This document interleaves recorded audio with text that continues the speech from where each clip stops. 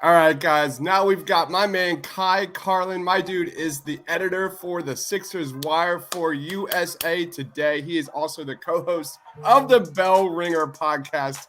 As a huge Batman fan, it breaks my heart a little bit. We'll talk about that a little bit at the end of this interview. But Kai Carlin at Kai_Carlin on Twitter. What's up, Kai? What's up, Chris? How you doing, man?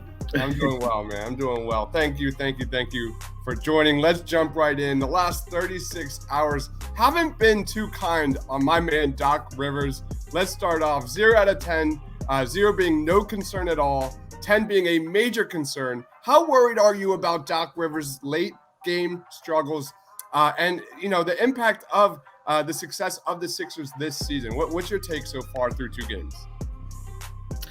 I mean, honestly, I'd probably say about a 6.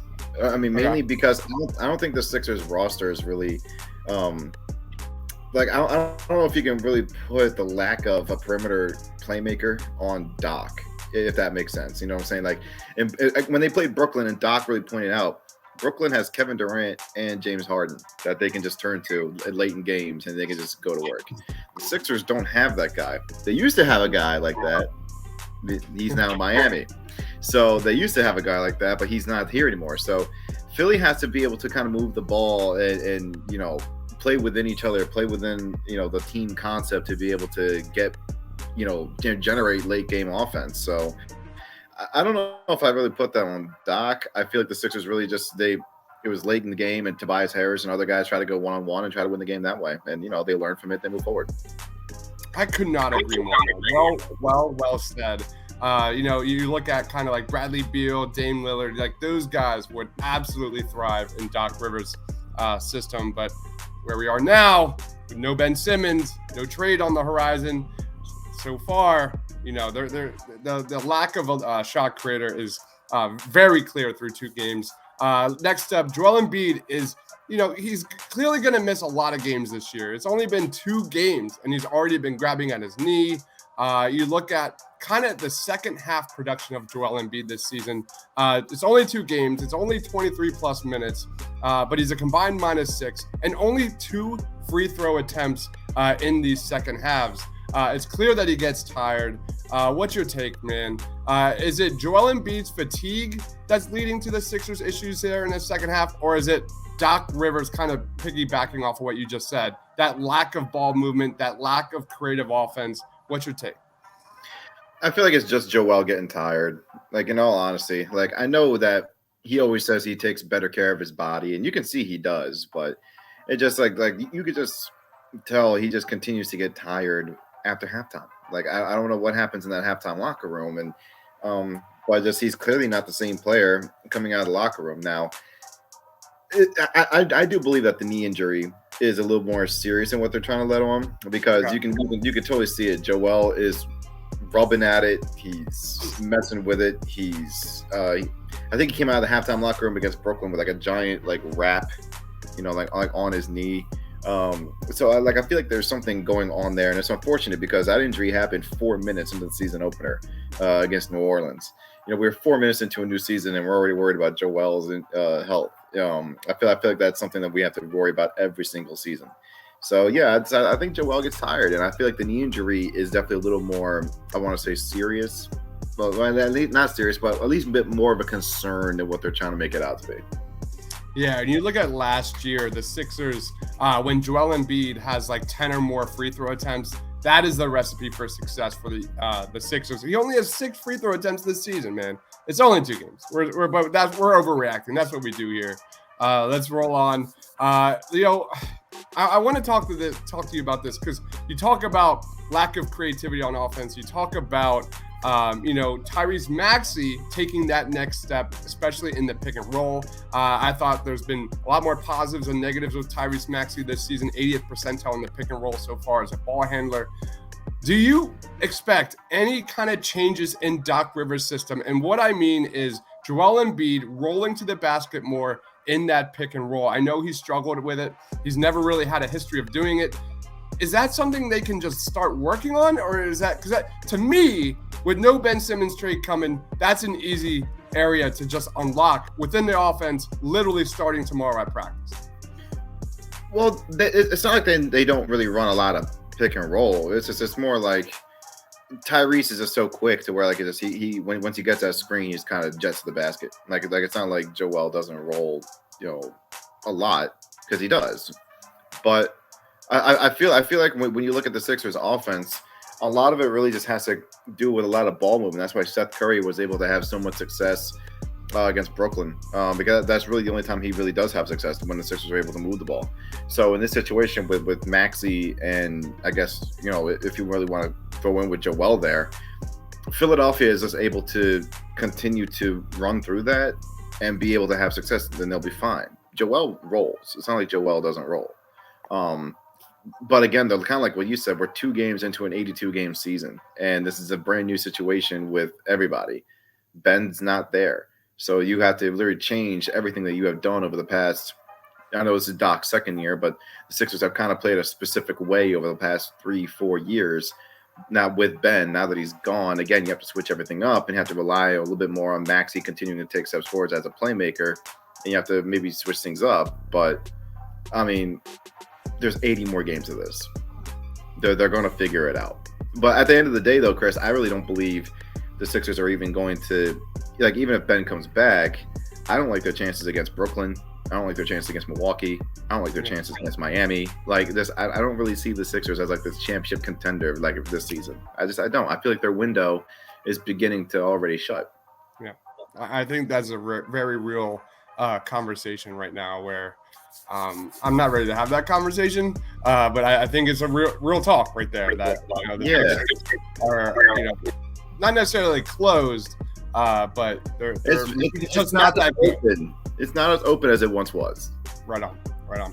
All right, last question, man. What are some of your biggest positives about the Sixers through 2 games? Go ahead, man. I do like Seth Curry's play. You have to like the fact that Seth Curry hasn't passed up any open looks, because I'm pretty sure we've all noticed last season, there were so many times where he would pass up an open 3 and try to dribble into the lane to make a play. And Seth can make plays, but I mean, he's got such a cannon from deep to where you'd rather have him take those open looks. So I think that's a positive. Another one for me is the play of Andre Drummond. I think Drummond coming off the bench on a veteran's minimum and providing what he has provided through the first couple of games, which it shocked me, Chris, when I saw that Drummond actually the 17 rebounds he had in his debut tied Moses Malone for the most by a Sixer in their team debut. So I didn't think we would see Andre Drummond and Moses Malone in the same sentence there, but that was cool. I mean, good for him, especially on a veteran's minimum. And thirdly, I love the play of Tobias Harris. I mean, there are so many times when Harris will, you really won't even notice it, but then you'll look up at the scoreboard and be like, how does he have 20? You know what I'm saying? Like how does he have 20? I think it was the same thing in New Orleans. It was the same thing against Brooklyn the other night. Unfortunately, he wasn't able to make plays down the stretch, which is really what the Sixers are asking of him. But I also feel like that they're asking a bit too much of him still. I understand he's the highest paid player and he's really their only perimeter playmaker type of player, but I don't really see Tobias as that crunch time closer guy. But you do have to like the way he has played. He's still just an efficient player, and he's a guy Sixers can just rely on a nightly basis. I gotta ask you, man, because this guy played in Detroit for a while. Andre Drummond, you look at his usage rate, lowest of his 8 seasons here so far. Oh my gosh, what is his assist percentage? 16.9 assist percentage through 2 games, which would be the highest of his career.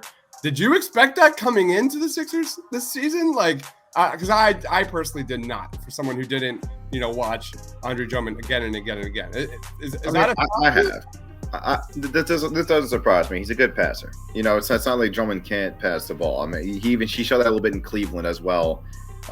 Really didn't get a chance with the Lakers because the Laker experiment just wasn't good. But I also don't believe Drummond is I'm trying to figure out the right words. A franchise center, if that makes sense, because he's a 2-time All-Star. But this role with the Sixers is perfect for him, Chris, because they're not asking him to do a lot. They're literally just be like, yo, just go out and play energetic basketball for 20 to 24 minutes so our big guy can get a rest. Because the thing with Drummond is he's so good, but then on the offensive end, but then on the defensive end, like there are times where he'll be a mess. Like I think I saw a stat a couple years ago where Detroit had like a defensive rating of like 110 when he was on the floor. When he was off the floor, the defensive rating went up to like 90. Yeah, you know. So it's like so this is like a perfect situation for Drummond to have him kind of come off the bench and just provide good backup minutes to Joel. Like he's been really good through the first couple of games. But again, there's 80 more of these, so we're gonna have to kind of see how he does. The other biggest positive, and just real quick, is Furkan Korkmaz's ball handling. I thought it's been a revelation. I know he's played a lot of point guard in Turkey. I know he has a lot of history playing the point guard role, but his comfortability and only like 2 turnovers so far through 2 games. His assist percentage is outrageous with his highest usage rate so far. Any quick takes on Furkan Korkmaz as a secondary ball handler? Well, Furkan Korkmaz won the game in New Orleans. You know, just as we all predicted, he would be winning games on the road for the Philadelphia 76ers at the beginning of the season.